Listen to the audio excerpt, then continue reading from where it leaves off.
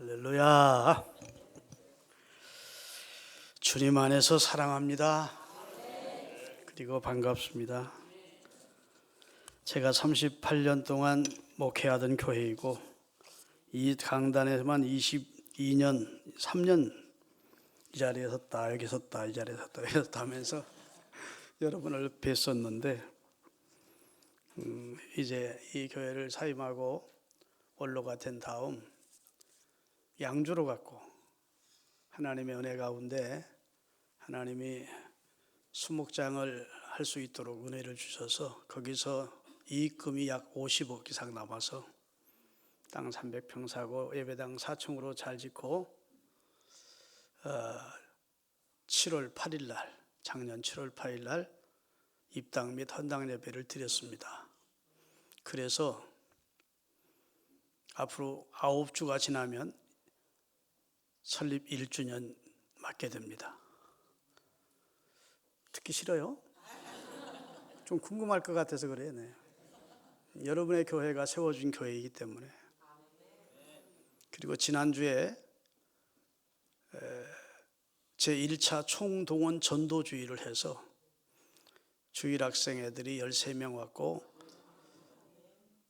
작년까지 주일학교 다 합해서 103명이 예배를 드렸습니다. 근데 다 우리 교인은 아니고 전도받아서 받고 근데 그분들이 등록을 해야 되죠. 약 70명이 지금 주일날은 평균 예배를 드리고 있습니다. 2달에 한 번씩 제가 이 교회로 오고 우리 담임 목사님이 양주시는 교회로 가는데 자꾸 가면 안 되겠어요. 젊은 목사님이 와서 하니까 너무 좋다고 설교도 너무너무 좋고 잘생기시고 젊은 분들이 너무 좋아하겠다고 우리 원로 목사님 늙어가지고 설교도 늙었다고 아들 목사 칭찬해 주는 건 고맙지만 나 늙었다고 설교도 옛날 같지 않다고 이래서 하니까 조금은 섭하려고 오더라고. 오늘 또 가서 은혜로움을 많이 끼칠 줄로 믿고 저는 여러분 매일 듣던 설교니까 그냥 좀 식상할지 몰라도 하나님께서 원로 목사님 통해서 내게 은혜 주시려고 오늘 보냈구나. 해석을 잘하면 돼. 뭐든지 문제는 해석이야. 그러니까 그리고 은혜의 말씀을 받으실 수 있기를 바라겠습니다. 예수님은 우리 때문에 오셨습니다. 그런 주제의 말씀을 전하려고 그래요. 우리 위에 오신 주님. 예수님은 스스로 오실 일이 있을까요? 없을까요? 없습니다. 예수님은 성자 하나님으로서 존귀와 영광과 찬송과 감사만 받으시는 영광스러운 위치에 계신 분이었습니다. 아멘. 요한계시록에 보니까 천천만만의 천군 천사와 구원받은 성도들과 네 영물과 24장로와 그 다음에 스랍들에게 존귀와 영광과 감사와 찬송과 능력으로 영광을 받으시는 분이라고. 굳이 우리에게 영광을 구걸하실 분도 아니고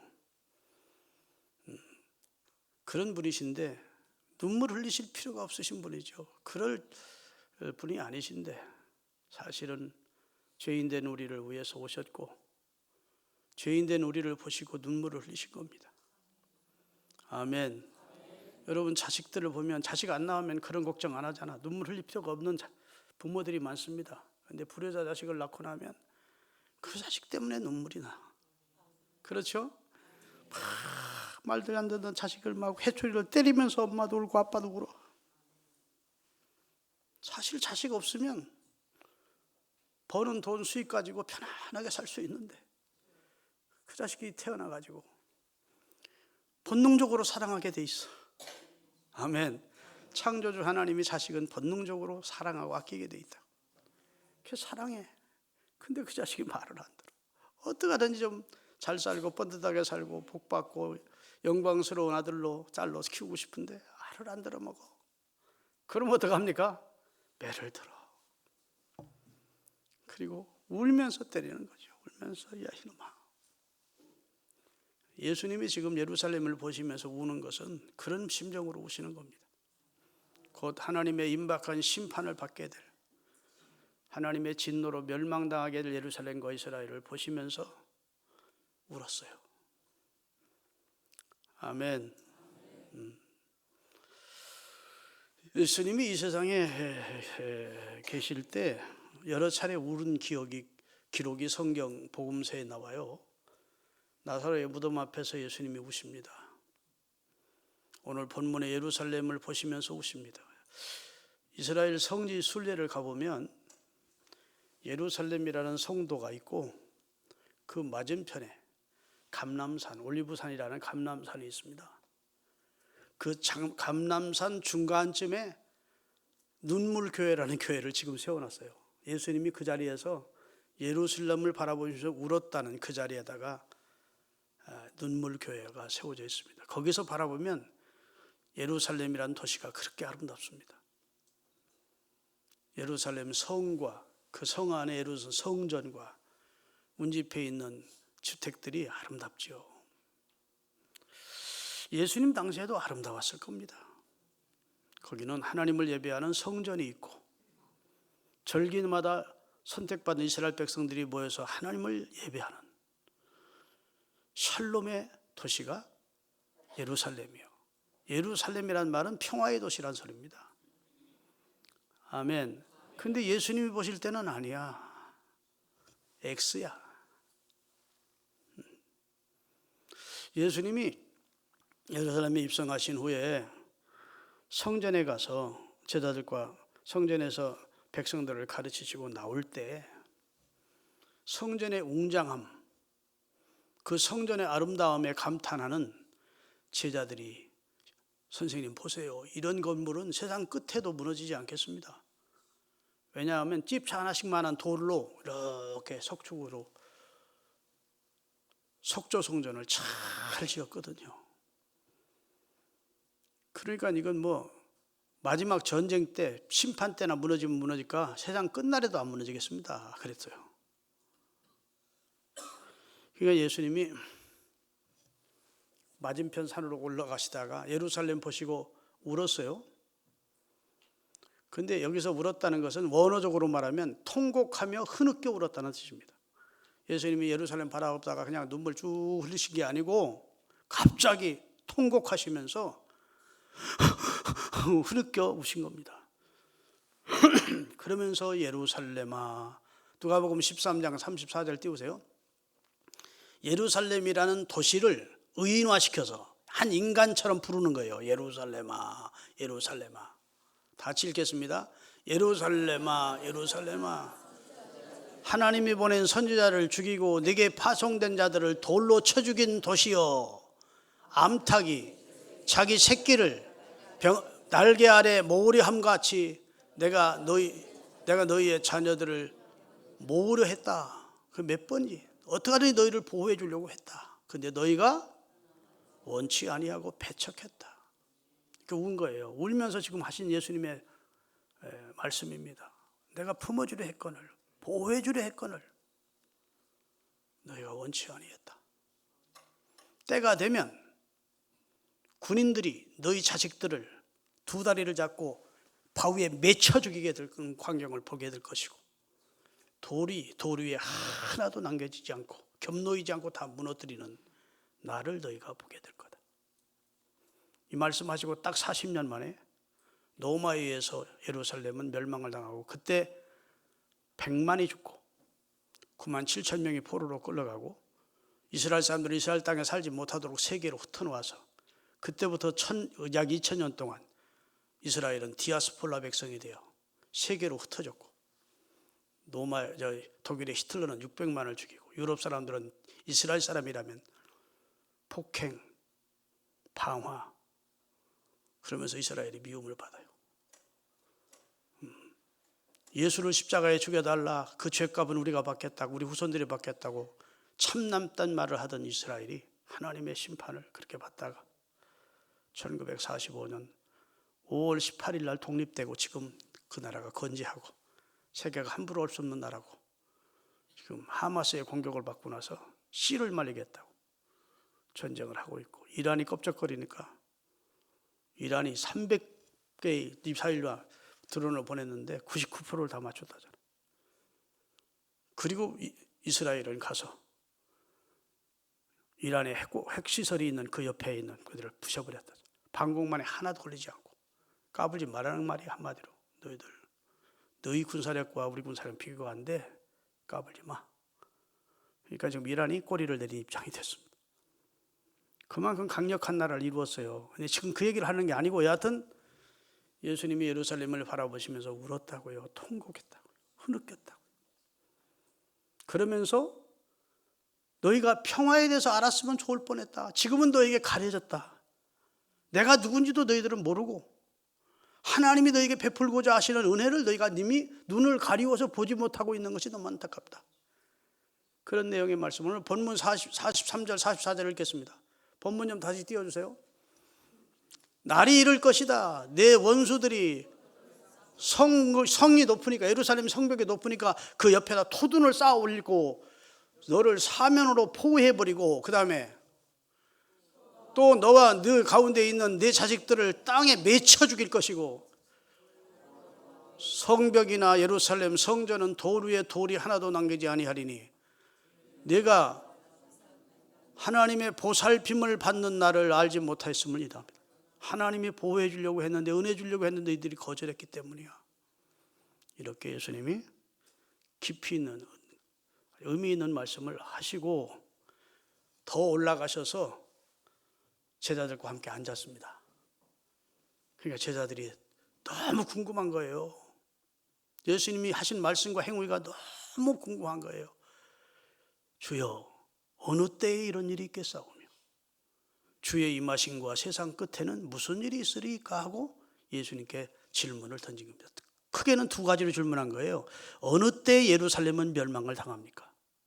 돌 위에 돌이 하나도 겹쳐지지 않고 무너지는 그런 예루살렘의 심판은 언제 있을 것이고 세상 끝날은 언제 오는 겁니까? 하고 물었더니 마태복음 24장 후반부에 예수님이 두 가지로 대답을 해주십니다.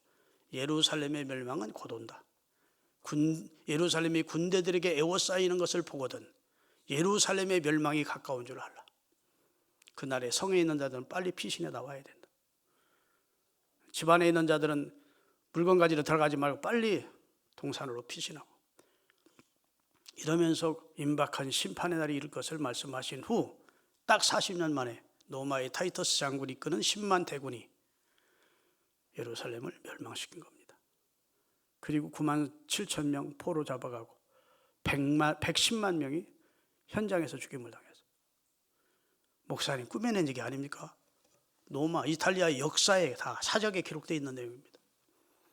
그 당시는 로마가 거의 주변 국가를 다 점령했었어요. 모든 길은 로마로 통했습니다. 그러면 로마가 문명한 나라였습니다. 그래서 어느 나라는 언제 점령했고, 어느 나라에서는 언제 반란이 일어났고, 어느 나라는 어떻게 또 가서 제압을 했고, 그 내용이 다 기록되어 있다고요. 전서. 유세비우스라는 역사학자에 의해서 다 나타난 겁니다. 예수님은 앞을 내다보시는 분이에요. 아멘. 이스라엘은 눈이 가리워져 있죠. 지금 흥청망청 이 평화의 도시, 이 성전, 웅장한 성전, 여기서 드리는 제사 하나님이 받으시겠지. 하나님은 안 받아. 이미 심판은 예고되어 있고, 열매를 요구하시는 주님 앞에 열매는 하나도 안 드리고 잎사귀만 무성한 종교적 형식만 가득 차 있지 주님 오실 때는 아니야.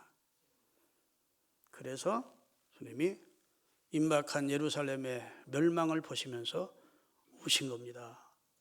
꺼이 우신 거예요. 그렇게 우신 그 울음이 이틀이 지난 후에 겟세마네 동산까지 이어집니다. 거기서도 예수님이 울었대요. 히브리서 5장 7절 띄우겠습니다. 그는 예수님입니다. 제가 설명하면서 읽겠어요. 그는, 그 말은 예수님은 우리처럼 육체를 가지고 계실 때, 지금은 육체를 벗고 부활하셔서 승천하셨지만 그분이 우리처럼 이 세상에 육체를 가지고 계실 때에 자기를 죽음에서 능히 구원하실 하나님에게 기도를 하는데 어떻게 기도했다고요? 심한 통곡과 눈물로 간구와 소원을 하나님께 아뢰었다. 예수님이 혼자 기도하신 장면이 성경에 많이 나와요. 예수님 홀로 있을 때 아버지와 교통하는 기도 시간을 많이 가지셨습니다. 한적한 곳을 찾으셨고 일찍이 새벽에 일어나 기도하시고. 믿습니까? 그런데 그냥 예수님이 우리처럼 하나님 아버지 어쩌고 이렇게 기도한 게 아니라고요. 통곡하면서 내가 십자가를 지고 이들의 죄를 구원하는 일을 잘 감당할 수 있게 해달라고, 이들의 죄를 용서해 주시라고. 아멘. 기도를 하는데 심한 통곡과 눈물로 그의 마음의 소원과 간구를 하나님께 올렸고, 하나님은 예수님의 경건하심으로 말미암아 그의 기도를 들어주셔서 결국은 십자가에서 다 이루도록 승리하게 하시고, 보내신 뜻을 다 이루게 하시고, 예수님이 오신 목적을 다 이루었다로 성취하게 하시고, 부활하게 하시고 승천시킴으로 인류 구원을 그를 통해서 이루신 겁니다. 그러니까 예수님의 눈물은 우리를 위한 눈물이었다. 범죄한 인류를 위한. 안타까워하시면서 자식을 때리는 엄마가 같이 울듯이 그래서 울었다고요. 믿습니까? 이름은 평화의 도시인데 평화를 알지 못해. 평화의 왕이 오셨는데 왕 대신 예수님을 영접하지 않아. 죽이려고만 해. 너희가 평화에 대해서 알았더라면 좋을 뻔했다. 나는 샬롬의 왕인데, 평강의 왕인데 평강의 왕을 몰라봐. 그리고 죽이려고만 해. 그런 이스라엘과 예루살렘을 보시면서 예수님은 오신 겁니다. 인간의 무지를 보신 것이죠.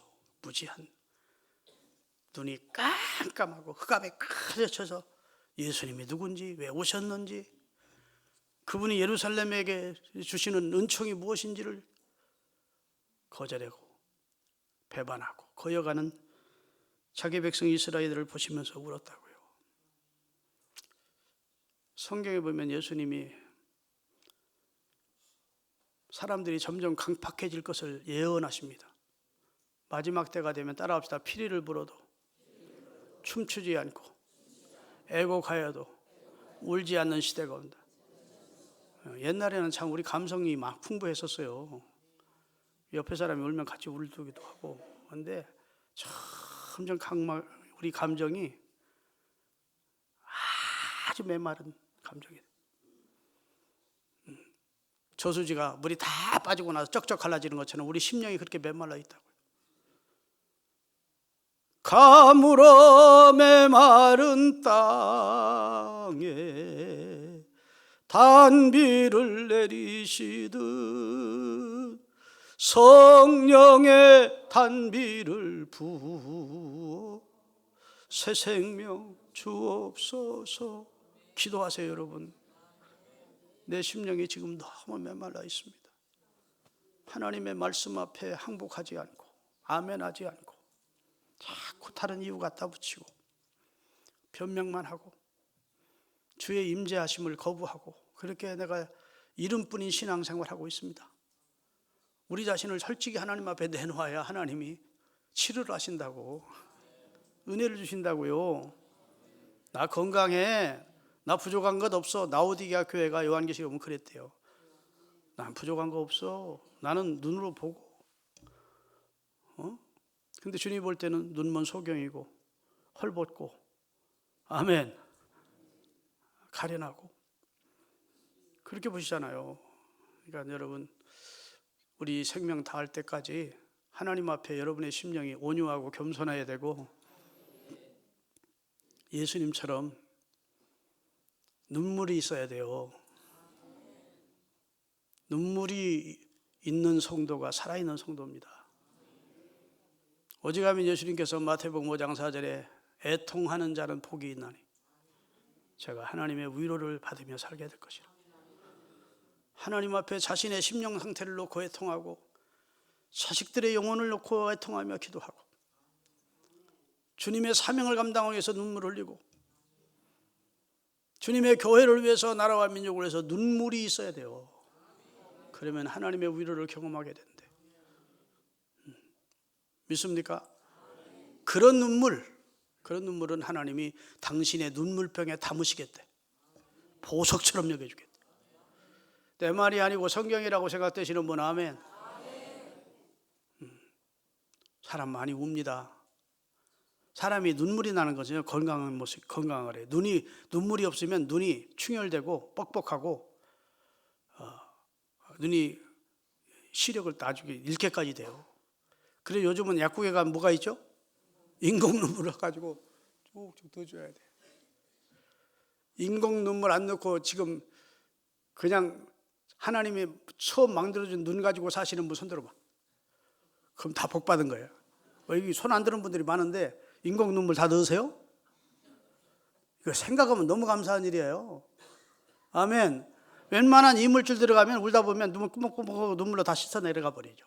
야, 조물주 하나님이 사람을 참 기기묘묘하게 만들었어요. 근데 여러분, 우리가 울지요. 속상해서 울고, 원망스러워서, 원통해서 울고, 미워서 울고, 억울해서 울고, 어떤 때는 감사해서 울고, 감격해서. 근데 그런 울음 울어야 되지만 그런 울음보다는 울음은 영적인 울음을 울어야 돼. 따라합시다. 하나님을 아는 지식은 신령한 지식이고 예수를 믿게 된 것은 신령한 복을 받은 것이고, 그러니까 신령한 세계를 인정하는 것이 그리스도인입니다. 불신자들은 그런 신령한 세계가 있음을 알거나 인정하지 않죠. 모르죠. 십자가의 도가 멸망할 사람들이 볼 때는 그것처럼 미련하게 보이는 게 없다는 겁니다. 천국이 어디 있어? 지옥이 어디 있어? 하나님이 어디 있어? 이러지. 근데 우리는 무슨 소리? 확실하지. 여러분, 저를 믿어주세요. 저는 성경을 읽고 의심하기가 더 힘들더라고. 어느 순간 그런 믿음의 단계에 올라갔어. 그전에는 이건 아무래도 조금 과장법을 쓴 것 같은데 이런 게 있었는데, 나이가 들수록이야. 하나님의 말씀은 의심할 수가 없어. 요즘 들어서요, 신앙 영적인 체험한 사람들의 그 간증을 많이 듣다 보니까 이야, 물론 그런 세계를 알았지만 진짜 우리 하나님은 대단하시다. 근데 사람은 늘 자기가 인식하는 세계만 인식해. 왜 어리석지? 우리가 인식하지 못하는 신령한 세계가 있음을 믿으세요. 예수님은 그 세계를 보시는 거예요. 지금 곧 임박할 심판을. 그래서 예수님이 우신 겁니다.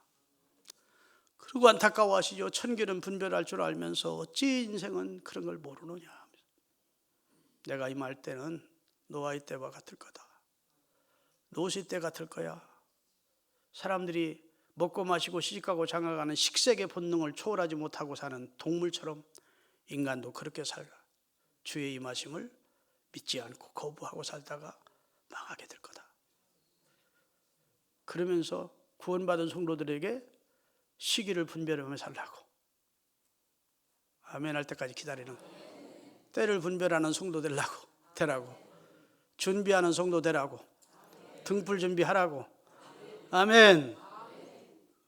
열처녀의 비유를 가르치면서 자빠져 잠만 자고 기름 다 떨어져간 줄 모르고 그러고 있다가 신랑 이로다 할 때 맞지 못하는 어리석은 사람 되지 말고 등불과 성령의 기름을 함께 준비하고 기다리라.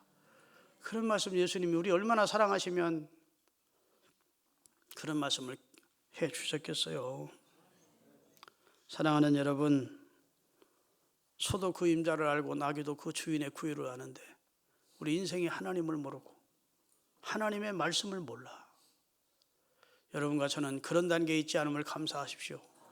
주일이면 그래 서둘러 준비하고 가족들이 교회 나와서 하나님을 예배할 수 있게 됐다는 것, 이 자체가 신령한 복을 받은 거예요.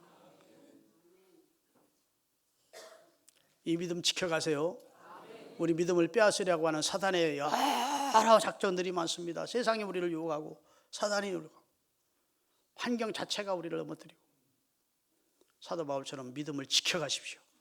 달려갈 길 잘 달리고 선한 싸움 싸고 믿음을 지켜가야 돼. 지켜야 돼. 내 믿음을 빼앗으려고 하는 수많은 환경과 유혹과 미혹 속에서 내가 믿음을 지켜가야 돼요. 아멘. 그게 영혼을 지키는 거예요. 영혼을 지키는 거. 믿으십니까? 예수님은 인간의 악행을 보시면서 우셨습니다. 마태복음 27장 22절부터 26절까지 한번 읽어볼까요? 다 같이. 빌라도가 이르되 그러면 그리스도라는 예수를 내가 어떻게 하랴? 그들이 이르되 다 십자가 못 박아야 하겠나이다. 빌라도가 이르되 어찌미냐? 무슨 약한 일을 했느냐? 그들이 소리로 이르되 십자가에 못 박아야 하겠나 하느니라. 빌라도가 아무 상관도 없고 성과도 없고 도리어 밀란이 나려는 것을 보고 물을 가져다가 무리 앞에 손을 씻으며 이르되 이 사람의 피에 대하여는 나는 무죄하다 하니 백성이 다 대답하여 이르되 예수의 피요 우리와 우리 자손들에게 예수 죽인 죄값은 우리와 우리 자손이 당할 테니까 죽여만 주세요. 이러고 소리 참남된 아우성을 치다가 결국은 예수 죽인 죄값으로 2000년 동안 나라 없는 디아스폴라 백성이 돼요. 그런 모진 죽임과 학살을 당하게 된 거예요. 우리 말 함부로 하면 안 돼. 아멘. 여러분, 빌라도가요 살인자로 살아온 바라바를 내줄 것이냐 예수를 내주랴. 명절이 되면 한 사람은 자유롭게 석방시킬 자격이 그런 권한이 내게 있는데 바라바를 선택할 것이냐 예수를 선택하냐면, 여러분 사람이 어떻게 이성 있는 사람이라면 의인되는 예수님을 선택해야 돼. 예수님을 놓아주소서 해야 되는데 그들이 아우성을 치기를 바라바를 내달라.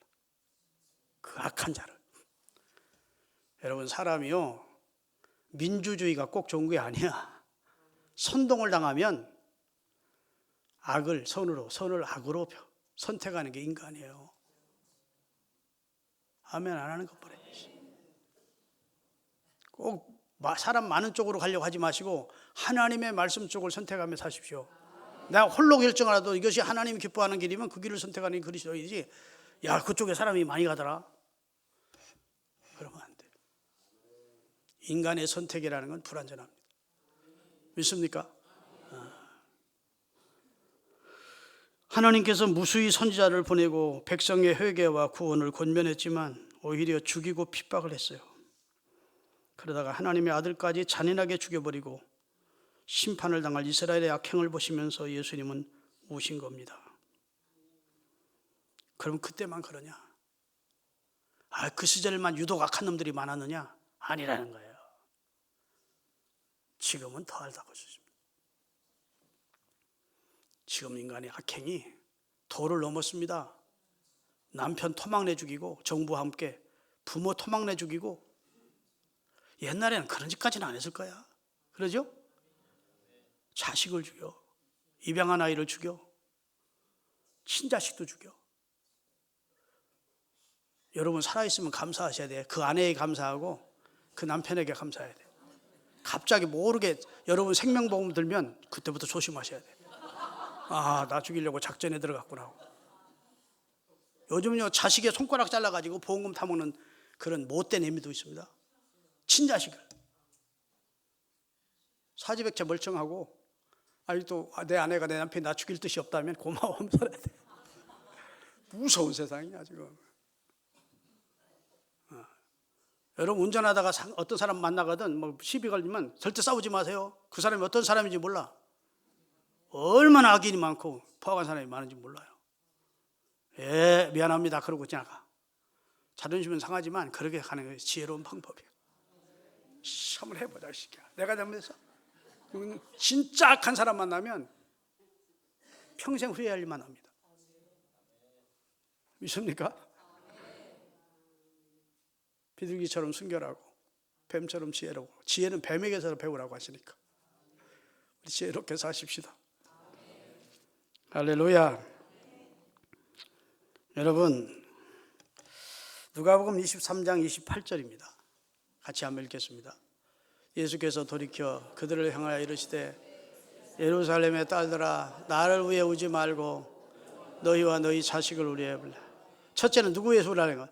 너희 자신을 위해서 울어야 되고, 예수님을 위해서는 울 필요가 없대. 예수님은 사명 감당하시고 십자가에서 우리 인류의 구원을 이루시고 부활 승천하시기 때문에 이 길은 예수님이 하나님이 정하신 길이야. 지금 십자가를 지고 골고다로 가는 길은 예수님이 연약해서 십자가를 지는 것도 아니고 코너에 멀리 있어도 어쩔 수 없이 십자가를 진 것이 아니고 하나님이 그에게 보내신 정하신 뜻대로 예수님 십자가를 지고 가는 길이니까, 예수님을 사랑하고 좋아하던 여인들이 따라오면서 울었다고요. 처참한 예수님의 몰골을 보면서 예수님이 돌이켜서 야 나를 위해 울지 마라. 너 자신을 위해 울어야 되고 네 자식들을 위해서 울어야 돼. 곧 심판이, 예루살렘의 멸망이 가까이 오고 있다. 이렇게 말씀을 하셨다고요. 할렐루야. 예수님은 우리 위해서 세 가지 액체를 다 쏟아주셨습니다. 예수님은 그럴 필요가 없어요. 아까 처음에 말씀드린 대로 그분은 영광 중에 계신 분인데 우리를 위해서 세 가지 액체를 다 쏟았어요. 첫째는 오늘 말씀대로 눈물을 쏟아주셨어요. 두 번째는 땀을 쏟았어요. 예수님이 겟세마네 동산에 기도를 하시는데 이마에서 흐르는 땀방울에 피가 섞인 것처럼 붉어지더래. 그리고 십자가에서는 피를 다 쏟아주셨어요. 사람에게는 세 가지 액체가 있습니다. 눈물이 있고 땀이 있고 피가 있어요. 우리를 위해서 그 세 가지 액체를 다 쏟아주시고 하셨습니다. 이렇게 설교해도 아멘 안 하면 강팍한 거야. 그리고 우리에게도 요구하십니다. 너도 마음 다해서 뜻 다해서 성품 다해서 나 사랑해야 된다. 그리고 그 영광 싹 받아주고 입 싹 씻고 마시는 주님이 아니야. 한 만큼 복으로 또 갚아주고 하늘의 상급으로 갚아주고 그렇게 사는 것이 복되게 사는 것이라 일깨워 주시고 여러분과 저도 주님을 위해서 눈물 흘리고 교회를 위해 눈물 흘리고 사명 감당하며 눈물 흘리고 땀도 흘리고 주님이 우리 요구하시면 순교의 피까지 주님 앞에 드릴 수 있는 그런 믿음 가지고 살자고요. 주님 위해서 널 위해 그리해 주셨으니까 우리와 우리 자식을 위해서 울어야 돼요. 예레미야 2장을 읽겠습니다. 예레미야 2장 18절 19절 다 같이 읽겠습니다. 그들의 마음이 주를 향하여 부르짖기를 딸 시온의 성벽아 너는 밤낮으로 눈물을 강처럼 흘릴지어다. 스스로 쉬지 말고 내 눈동자를 쉬게 하지 말지어다. 초저녁에 일어나 눈물로 부르짖을지어다. 내 마음을 주의 얼굴 앞에 물쏟듯 할지어다. 각 길 어귀에서 길거리 사거리에서 영적으로 주려 기진한 내 어린 자녀들의 영혼을 위하여 하나님 앞에 손을 들고 기도해야 된다. 자식들의 영혼은 마귀에게 잡혀 있는데 길거리에서 영적으로 주려 길 되시고 진리 되시는 예수님을 붙잡고 있고 그분을 주로 영접하지 않은 상태에서 자식들은 지금 세상을 방황하고 기진맥진해 있는데 네가 지금 자빠져 찰 때냐? 그 말이에요. 이 내용을 우리 말로 표현하면 그 말입니다. 네가 부모가 돼가지고 네 자식들의 영혼들이 지금 지옥을 향해 가고 있는데 각 길 어귀에서 주려 영적으로 주려 기진해 있는데 네가 네 자식을 위해서 초저녁에도 기도하고 물쏟던 눈물을 쏟으며 자식들의 영혼을 위해서 기도해야 되지 않겠냐? 그렇게 말씀하시는 내용이에요. 나 하나 예수 믿고 구원받으면 되지. 아직도 그 사람 천국 지옥 확실히 못 믿는 사람이야. 예수님을 잘 믿고 교사 생활에 충성하던 여자 선생이 있었대요. 그러다가 시집을 가서 그 아버지를 전도를 하러 갔더니 목사님이 김 선생님도 신앙생활 잘 하시다가 직접 갖고 이제 아버님이 교회 나오세요. 그랬더니 천국 가셔야 되고 지옥 가면 안 되잖아요. 천국이 있어요? 지옥이 있어요? 그러더래. 그럼 천국 있고 지옥이 있죠. 지옥이 있다면 우리 딸이 얼마나 되게 효도하는 딸인데 그런 얘기 한 번도 안 했으니까 우리가 지옥은 없을 겁니다. 천국도 없을 겁니다. 그러더래. 교회 충성은 했지만 진짜 천국 지옥을 믿는다면 그 아버지한테 시기때때로 뭘 해야 됩니까? 아버지 지옥 가면 안 되잖아. 예수 믿고 천국 가. 나하고 같이 예수 믿고 교회 나가야 돼. 그 소리를 했어야지. 그러니까 아버지가 천국과 지옥이 있다면 내 딸이 그렇게 교회 생활을 잘했는데 한 번도 그런 얘기를 한 적이 없는 걸 보면 천국이나 지옥은 없습니다. 그리고 끝까지 받아들이지 않더래요. 여러분 신령한 지식을 가지셔야 돼요. 성경은 사기치는 말씀도 아니고 교회는 사람들만 하고 사기치는 내용을 말씀하는 것이 아니야. 세계 인구를 보면 100명 중 20%가 20명이 예수 믿고 12%가 이슬람이고 그 다음에 7%가 힌두교고, 그 다음에 5%가 불교와 다른 잡종 종교가 다 거기서 그만큼 기독교인이 많아요. 20% 신고교 합하면. 믿습니까? 그 사람들이 다 이 말씀을 진리로 믿는데, 여러분 진짜 자식을 사랑한다면 기도하셔야 돼. 여러분 자신의 영혼을 위해서 기도하고 여러분의 자식들의 영혼을 생각하며 기도하셔야 돼. 그래서 여러분 자식을 얼마나 사랑합니까? 여러분의 소망이 자식이잖아요. 그 자식이 구원받아야지. 이스라엘 백성들은요 3대가 함께 예배합니다. 3대가 할아버지, 아버지, 손주가. 할아버지가 새벽기도 나와서 이렇게 기도하면 아들도 그 뒤에 앉아서 이렇게, 손주도 그 뒤에 앉아 이렇게. 할아버지가 손을 들고 기도하면 아들도 뒤에서 손 들고, 손주도 뒤에 손 들고, 3대가 하나가 돼서. 그러니까 자자손손 유대교 신앙을 이어가는 거예요. 말씀 결론을 내리겠습니다. 여러분 믿음으로 사십시다. 예수님은 우리를 위해서 땀과 눈물과 피를 다 쏟아주시고 여러분과 저에게 말합니다. 믿음으로 살라고. 아멘. 내가 이루어 놓은 구원을 네가 받아들이라고. 네가 노력해서 구원을 얻는 방법. 기독교는 우리가 노력해서 구원 얻는 게 아니에요. 주님이 이루어 놓으신 구원을 내가 받아들이고 영접하면 돼. 그런 축복을 받게 된 분들, 옆에 분들하고 우리 감사하며 신앙생활 하십시다. 네.